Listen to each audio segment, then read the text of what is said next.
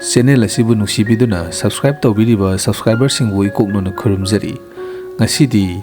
April gi tang 13 2025 ki numit khudingi oiba Rashifal adu mayamda pathokjarakke.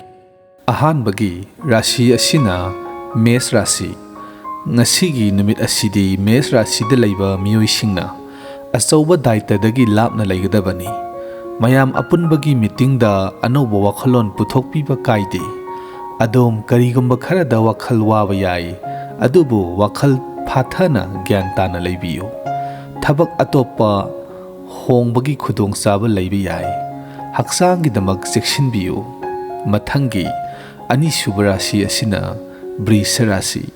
ngasidi Brisha Rashi gi miyoisingna wakhalbu phathanaba honabiyo thabak atopa hongbagi oithokpa lei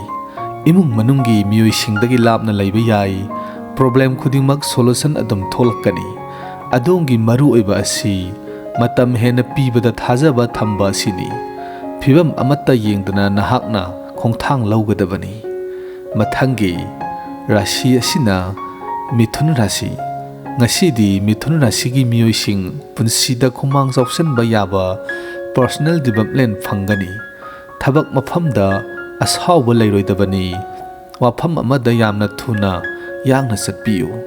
imung manungdi nungaina leigani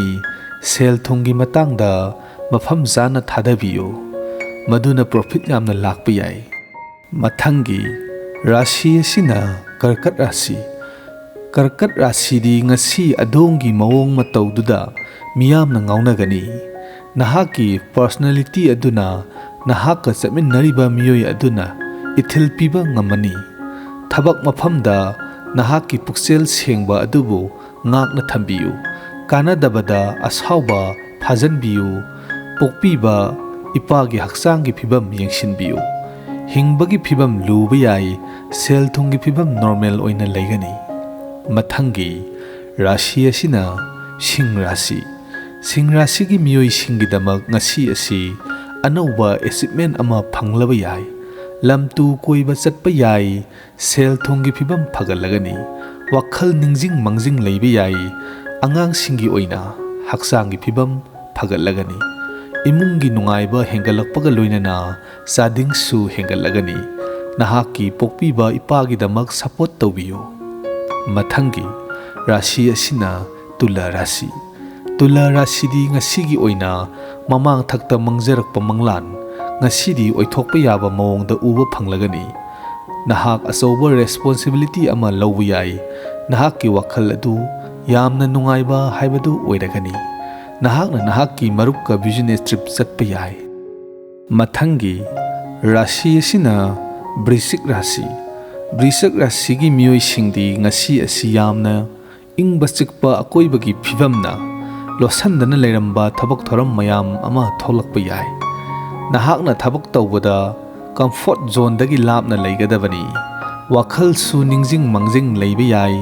pokpiba ipagi damak haksanggi phibam yengsinbigadabani sading hengalakpa yai nahakki marupsinggi tengbang phangani business tagi profit yamna chauna phanglaba yai mathangi rashi asina Danu Rashi gi miyoi singidamak ngasi asidi haksanggi ahongba ama hek lakpa matamda laithokna lauroidabani wakhalbu ingna leinaba honabiyu wakhalda awaba lakani adubu phathanaba tambiyu nahaki marupki matengna adongi income yamna hengalakpa yai mathangi rashi asina Makar ngasi asidi Makar Rashi gi miyoi singidamak haksanggi phibam yamna pharagani anauba marup ama laklaba yai adomna stock money ama phanglaba yai thabak tawbada yamna kanna tawbiganu maduna wakhalbu wahanba yai sel thungi phibam mapangal yamna kallaba yai achauba mai pakpa ama phanglaba yai mathangi rashi asina Kumbha Rashi gi miyoi singidamak ngasi asidi sel thungi matangda achauba daita lobiganu lona thupna thamjaramba nungsiba ama tholaklaba yai ashawa punamak phathanaba honabiyu ariba marupsing unaba phanglaba yai atopa thabak ama honglaba yai adom na miyeng sangadaba si ꯑꯗꯣꯝꯅ ꯄꯥꯟꯗꯝ ꯊꯝꯂꯤꯕ ꯑꯗꯨꯗ ꯊꯥꯖꯕ ꯂꯩꯕꯤꯌꯨ꯫ ꯃꯊꯪꯒꯤ ꯑꯔꯣꯏꯕ ꯔꯥశꯤ ꯑꯁꯤꯅ ꯃꯤꯟ ꯔꯥశꯤ꯫ ꯉꯁꯤ ꯑꯁꯤꯗꯤ ꯃꯤꯟ ꯔꯥశꯤꯒꯤ ꯃꯤꯑꯣꯏꯁꯤꯡꯅ ꯅꯨꯡꯁꯤꯕ ꯋꯥꯉꯥꯡꯅ ꯃꯤꯅꯨꯡꯁꯤ ꯉꯥꯛꯇꯨꯅ ꯊꯝꯃꯤ꯫ ꯑꯗꯣꯝꯅ ꯄꯥꯟꯗꯝ ꯑꯗꯨ ꯃꯥꯏ ꯄꯥꯛꯄ ꯐꯪꯂꯕ ꯌꯥꯏ, ꯑꯇꯣꯞꯄ ꯊꯕꯛ ꯑꯃ ꯍꯣꯡꯂꯕ ꯌꯥꯏ, ꯁꯦꯜ ꯊꯨꯝꯒꯤ ꯆꯥꯗꯤꯡ ꯍꯦꯟꯒꯠꯂꯕ ꯌꯥꯏ, ꯍꯛꯆꯥꯡꯒꯤ ꯐꯤꯕꯝ ꯆꯦꯛꯁꯤꯟꯅ ꯂꯩꯕꯤꯌꯨ꯫ ꯆꯦꯅꯦꯜ ꯑꯁꯤꯕꯨ ꯁꯕꯁꯀ꯭ꯔꯥꯏꯕ ꯇꯧꯕꯤꯔꯝꯕ ꯑꯃꯗꯤ